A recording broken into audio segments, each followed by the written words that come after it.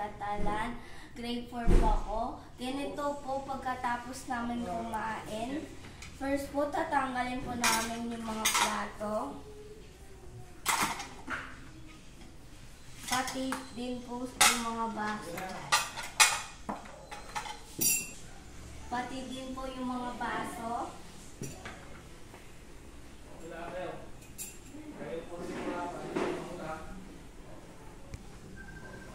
Pati din po yung mga mangkok. Ngayon po, isa-isayin natin po pagtatanggal po ng dumi sa placemat. Since kung madumi po yung placemat, pupunasan po natin yan.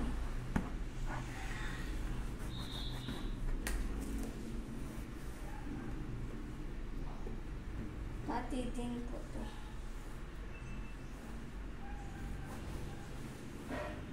Pati din po ito sa itong pong placemat na to. Baka magtataka kayo, ito po yung lagayan po ng mga baso at mug.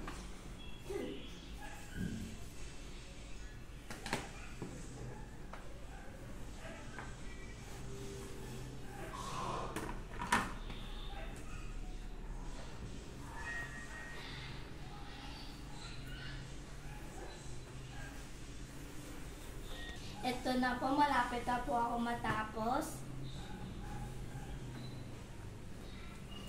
Ito na po, malapit na talaga po ako matapos. Pagkatapos po natin ito linisin, ilalagay po natin mamaya yung placemat. Ngayon po, isa-isayin natin po paglalagay po ng placemat.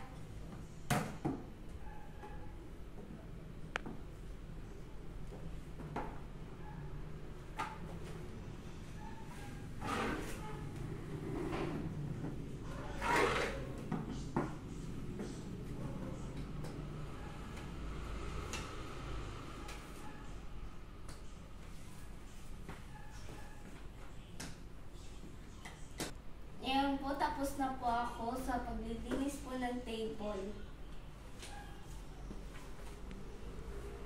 Ngayon po, maghugas po ako ng baso at plato. Ang gagawin po natin ngayon, babasahin po muna natin yung mga baso at plato.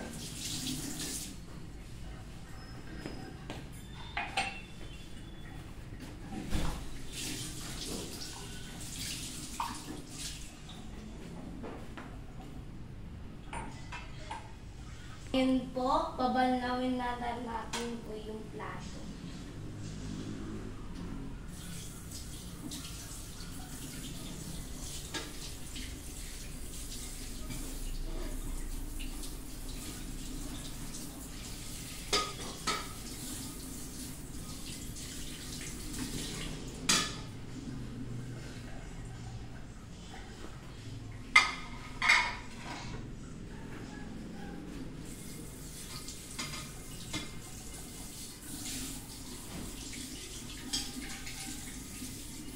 Ngayon po, sasabunan po natin yung mga plato. So, first po, lalagyan po natin ng sabon yung sponge.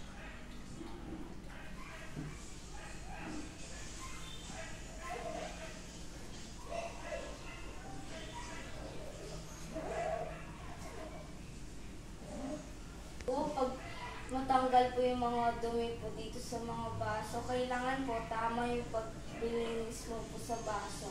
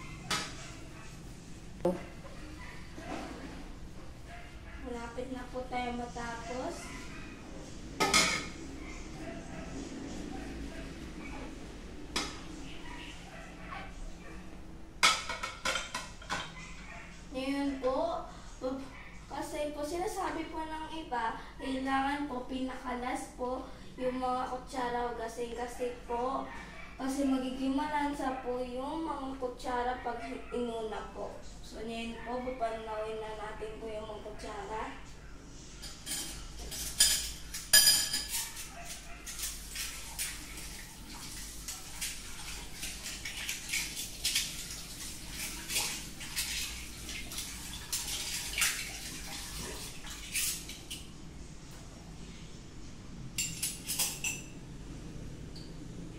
Pagkatapos po natin magbalnaw ng kutsara, sasabunan na natin po. Dapat po isa-isa.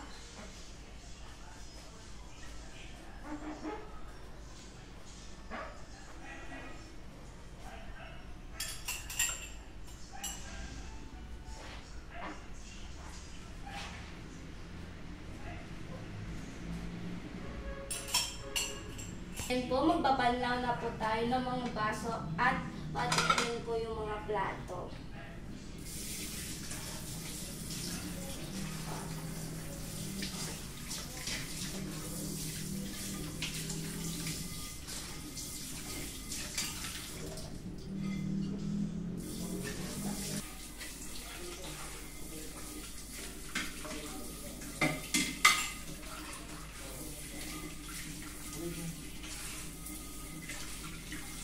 Wala na sabon? Yan po, magbabanlaw na po tayo ng baso.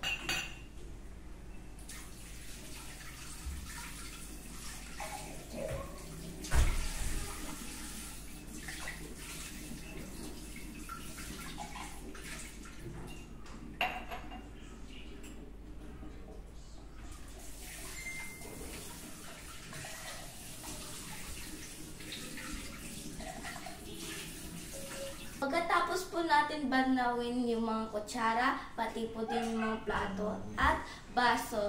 Ngayon po, pupunasin po natin yung top po ng granite para po hindi po mamantsa.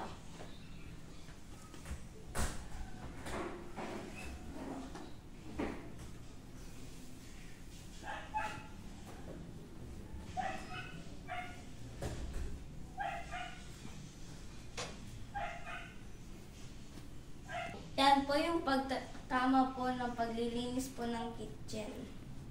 Ngayon po, ipapakita ko po ito yung paglilinis ng CR po namin nila kuya.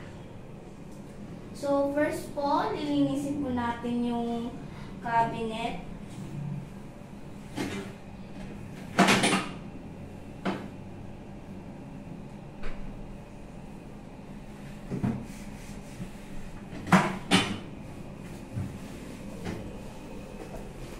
Pagkatapos po natin linisin yung cabinet, pupunasan po natin yung salamin.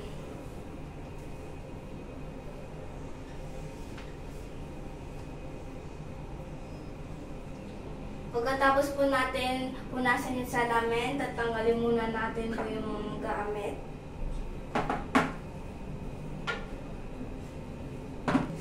Kaya po naglagay po ganito po si mama kasi para matanggal po yung amoy po sa CR.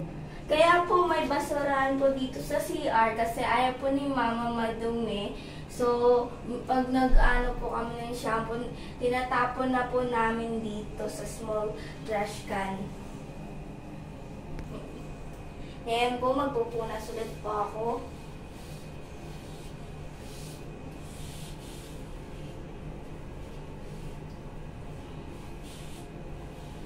Pupunas po tayo ng cabinet. Pagkatapos ko punasan po yung cabinet, ilalagay po natin yung gamit ko po dito.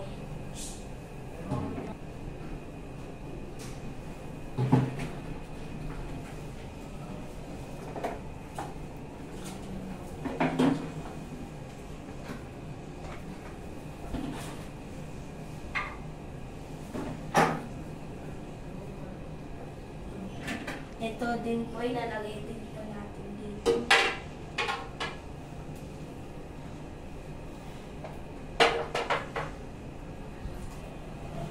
Ngayon po, lininisin po namin yung bowl namin ni Kuya.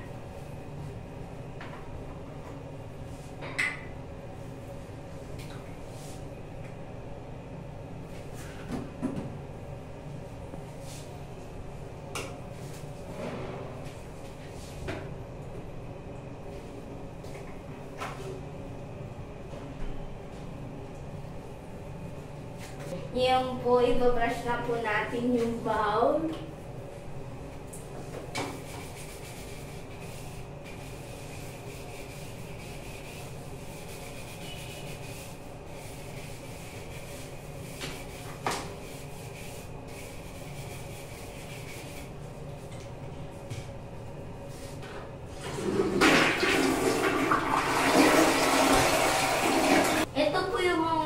Sabon po namin nila kuya. So, ayusin po natin.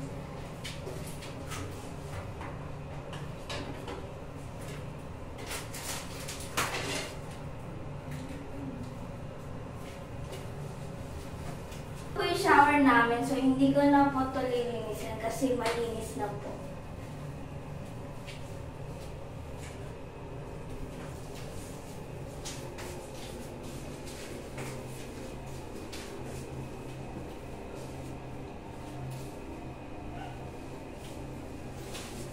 Bye po! So, ito po kami nag-study po ni Kuya. Ito po yung living room namin. So, ngayon po, pupunasan po natin ito.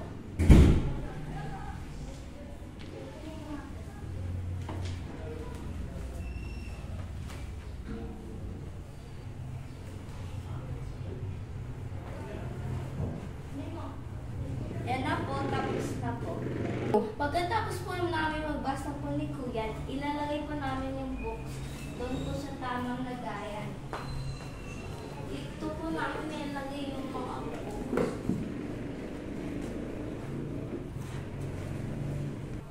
Yan po, tapos na po ako. Hello guys, papasok po tayo sa room ko. Hello guys, ito po yung room ko.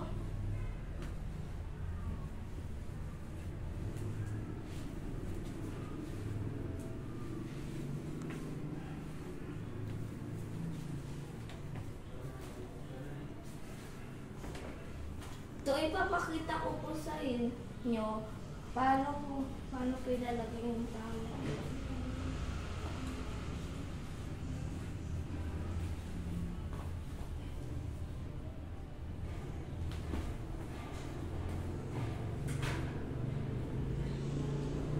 Ngayon po, ilalagay po, kunin ko po yung mga unan.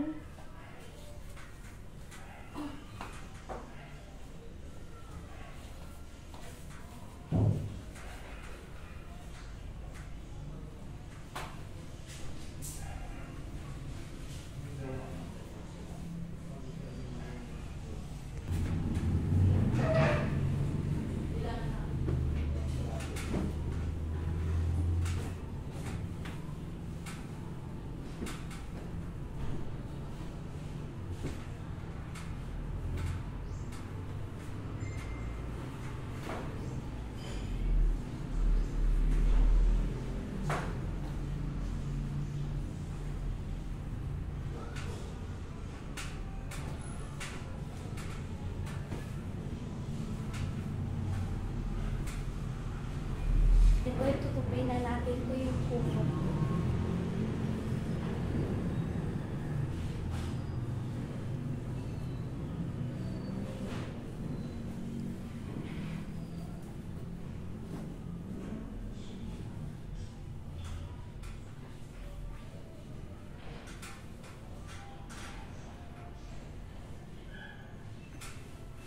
Yan po, tapos na po ako pag-ilinis po ng kama ko.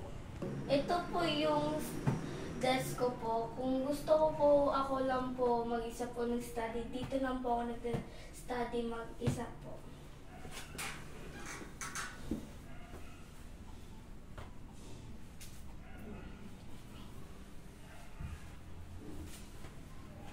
Yan po, ipapakita ko po sa inyo yung cabinet ko.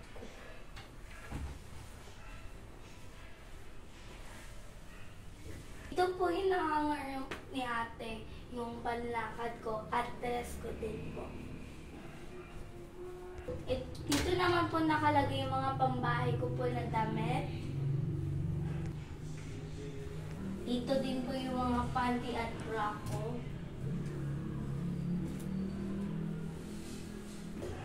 Dito na po matatapos yung video kasi tapos ko na po. paglilinis ko po ng room. Bye-bye!